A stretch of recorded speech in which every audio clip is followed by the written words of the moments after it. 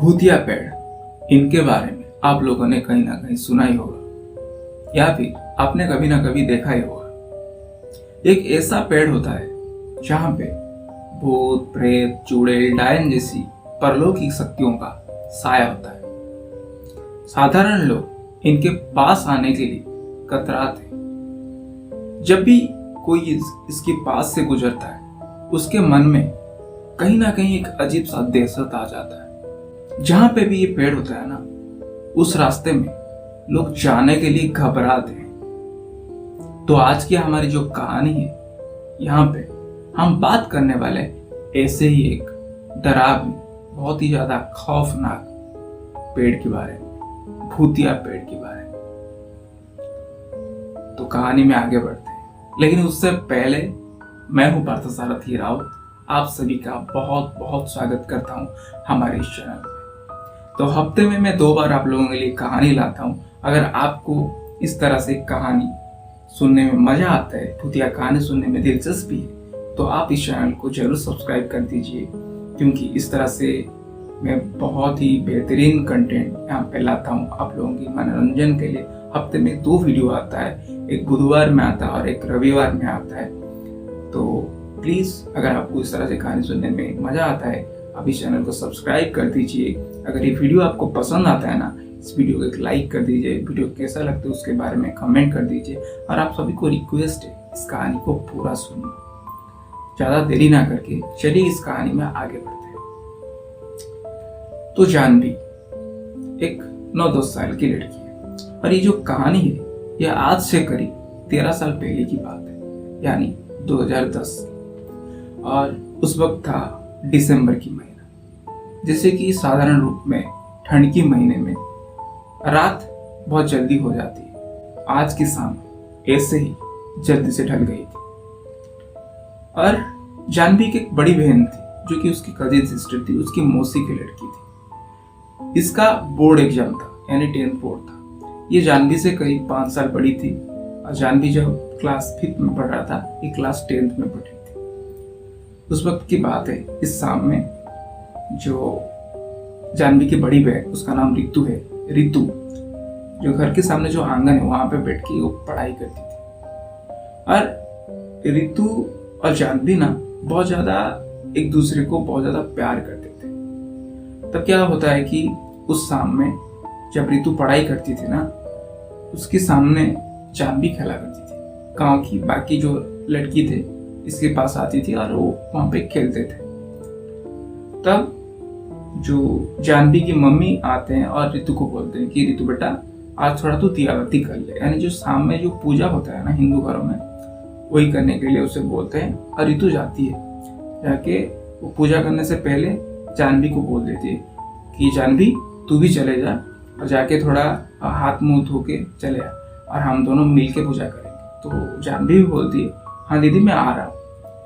और ये बोल के ना रितु चली जाती है, क्योंकि उसको पढ़ाई करना है, इस वजह से वो जल्दी जाके पूजा सब करता है। जैसे वो सारे रिचुअल्स को पूरा करती है। पूरा करने के बाद ना उसे एहसास होता है कि ये सब पूजा करते करते उसे करीब 1 घंटा बीत चुका है, और वो देखता है कि जानवी अभी तक वहां पे नहीं आई। वो थोड़ा परेशान होता है और जाके पूछता है अपनी मौसी को कि मौसी जानवी गई कहाँ। तब जब उसकी मौसी ये सुनते हैं, वो बोलते हैं कि यार वो तो तेरे पास रहने वाली, वो तो हमेशा तेरे आगे पीछे ही घूमती है, तो तुझे पता ही होना है। लेकिन रितु बोलती है कि मैं उसे बोल के आया था कि मैं पूजा करने जा रहा हूँ, तू मेरे साथ आ जा, और उसने अभी तक नहीं आया। वो मौसी, उसकी जो रितु की मौसी और वो दोनों हैरान होते हैं कि गई तो गई कहाँ। वो थोड़ा घर में ढूंढते हैं और आंगन में ढूंढते हैं, उसे नहीं पाते। फिर दोनों मिलके आस पड़ोस में जाके पूछते हैं कि रितु आई क्या, मतलब जानवी आई क्या। तब सब बोलते हैं कि नहीं आई है। तब इनके घर के सामने ना एक मतलब आंगन है, उसके बाद एक कच्ची सड़क है, जो गांव की जो मेन सड़क है ना वो है, और उसके दूसरे तरफ एक बहुत ही पुरानी जो इमली का पेड़ है वो था। तब ये जब वहां पे ढूंढते ढूंढते जाते हैं ना, तब वहां पे वो देखते हैं कि जानवी जो है वो बेहोशी हालत में वहां पे पड़ी है। उसे उठा के लाते हैं वहां से, और ये सब ढूंढते ढूंढते ना करीब 5 बजे से, शाम के 5 बजे से लेकर रात के 8 बजे, मतलब बच गया था उस वक्त। तब वो जब जानवी के घर में लाते हैं, उसे थोड़ा पानी छिड़कते हैं और उसका होश आता है।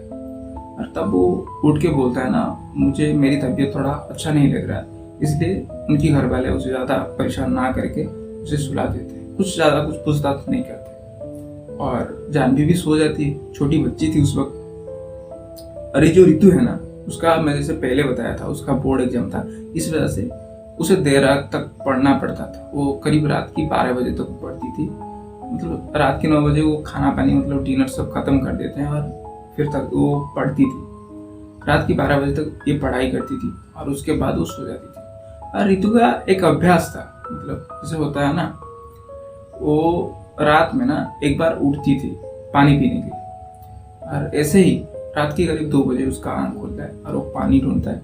और जब वो कमरे की जो लाइट को जब चालू करता है ना, वो देखता है कि वहां पे जानवी है ही नहीं। मतलब ये दोनों साथ में सोया करती थी, तो बहन साथ में ही एक साथ में सोते थे। और उस दिन वो देखता है कि जानवी उसके पास नहीं है। ये परेशान होता है, तो घर में जाके थोड़ा देखता है, और जब उसको नहीं पाती है ना, तब जाके उसकी जो मौसा मौसी थे उनको जगाता है और बोलता है कि मैं जानवी को नहीं पा रहा हूँ घर में। तो ये दोनों भी हैरान होते हैं कि इतनी रात में वो कहाँ जा सकती है। फिर वो ढूंढते ढूंढते करीब रात की 2 बजे से लेकर 3:30 बजे तक उसे ढूंढते हैं। और फिर से वो उस पीपल मतलब जो इमली की पेड़ था ना, उसके नीचे से वो मिलता है उनको, और वो वापस से उसे घर लेके आते हैं। इस बार ना उसकी तबीयत, जब उसको घर में लाते हैं ना, उस वक्त उसकी तबीयत बहुत ज़्यादा खराब हो गई थी और उसे बहुत ज़्यादा फीवर हो गई थी।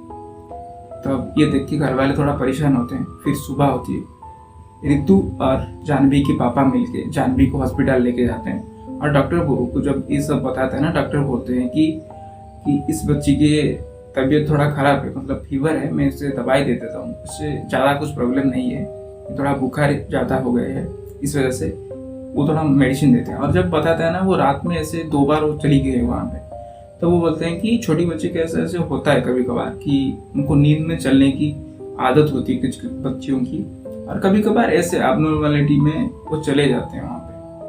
तब वो थोड़ा इग्नोर करते हैं इस बात को और वापस आते हैं और ये दवाई उसको देते हैं और उसका तबीयत धीरे धीरे ठीक होता है। लेकिन फिर से जो ये सब होता है ना, मतलब कुछ देर तक तो वो सही हो जाता है, लेकिन उसके बाद उसकी तबीयत फिर खराब होने लगे। डॉक्टर फिर देखते हैं, लेकिन दवाई का असर धीरे धीरे इसके ऊपर होना बंद कर देता है। और इनकी जो मम्मी है, यानी जानवी की जो मम्मी है ना, वो हमेशा गांव की जो देवी होते हैं ना, ग्राम देवी जो होते हैं, उनके पास वो शाम में वो जाया करती थी और वहाँ पे दिया उनके पास वो जलाती थी। एक शाम की बात है, ये जानवी की तबीयत अब भी खराब है और इसकी तबीयत इतना खराब है कि वो बिस्तर से उठ नहीं पाते। तब ये जब पूजा करते हैं ना वहाँ पे, ऐसे वो अपनी जो गुहार होता है वो माँ के सामने, देवी माँ के सामने वो बताती है। और उस वक्त ना जैसे होता है गाँव में, जब गाँव की जो देवी होते हैं ना, वो किस किस गाँव में किस किस कुछ लोग होते हैं जिनके ऊपर वो आती है। और गाँव में ऐसे एक औरत है जिनके ऊपर देवी माँ की जो साया है वो आती है और मतलब उनके ऊपर सवार हो जाती है।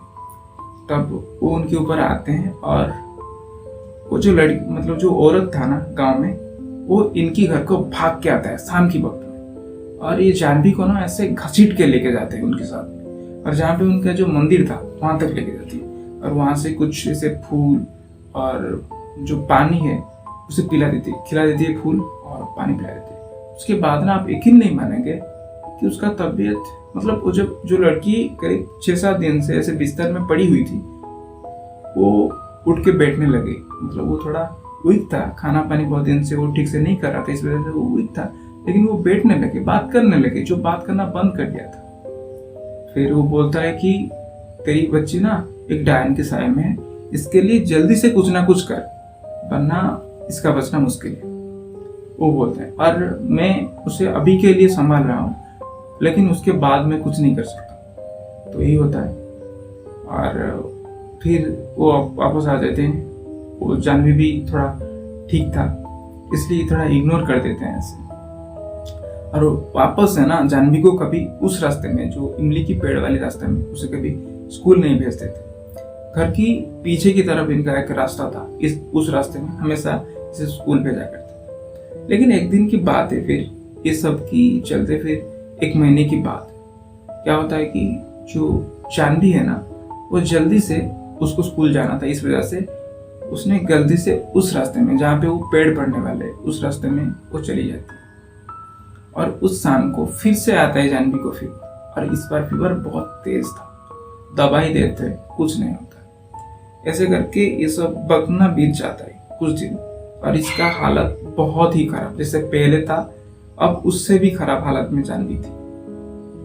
अभी इतना ज्यादा बीमार है कि वो बात तक नहीं कर पा रहा था। तब क्या होता है कि एक दिन की शाम, करीब 7-8 दिन के बाद इनकी गांव में एक बाबा आते हैं। अरे बाबा जो आते हैं ना इनकी घर के पास में, तब इनकी जानवी की जो मम्मी होते हैं ना, उनको एक थाल में चावल और जो होता है सब्जी कुछ उनको लेके देते जाते हैं। लेकिन वो जो बाबा होते हैं वो सीधा मना कर देते हैं कि मैं तेरी घर से कुछ नहीं लेने वाला।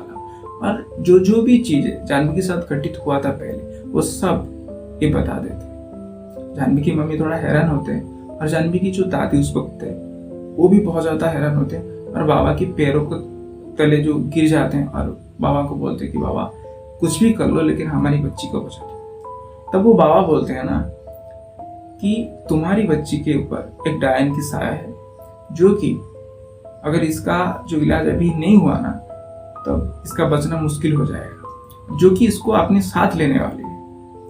तब वो बोलते हैं कि बाबा को जब ये बहुत ज्यादा मतलब मिन्नत बाबा के सामने जब करते हैं, बाबा बोलते हैं कि ठीक है, मैं आज से करीब 8 दिन के बाद आऊंगा। और उस दिन एक पूर्णिमा था। तो बाबा वही करते हैं और कहते हैं ना, अगर जिस पेड़ के पास आप इसे हमेशा पाते हैं ना, उस पेड़ को भी आपको काटना पड़ेगा। और वही होता है, इनके घर वाले जाके जहाँ पे वो पेड़ था वो दूसरे आदमी के मतलब एरिया में था, इस वजह से उसके पास जाते हैं, बातचीत करते हैं और बोलते हैं कि यार इस पेड़ को काटना पड़ेगा, हमारी बच्ची की जान की बात है। अब ये सब सुन के ना, वो भी जो आदमी था वो भी कहता है कि यार ठीक है, हम हमेशा सुनते हैं कि वहाँ पे कुछ ना कुछ अजीब गरीब चीजें होता है, लेकिन हमारा हिम्मत कभी नहीं हुआ है कि उस पेड़ को हम काट सके। अगर तुम काट सकते हो तो काट दो, हमें कोई दिक्कत नहीं। तो ये सब सुन के वो आ जाते हैं, और उस वक्त उनके साथ देने के लिए जानवी की मामा भी आ जाते हैं। तब क्या होता है कि इनके घर में अब बहुत सारे लोग हैं, और उस रात आता है, वो सारे अनुष्ठान की सारी तैयारी वो कर लेते हैं। और ये जो अनुष्ठान शुरू होने वाला है करीब रात की आधी रात के बाद, यानी 12 बजे के बाद ये अनुष्ठान शुरू होता है। और यहाँ पे एक कंडीशन भी था, जब ये सब पूजा खत्म होगा ना, तब एक नया सा जो एक्स होता है ना, जो इसमें पेड़ को काटा जाता है, वो वहां पे लाना है।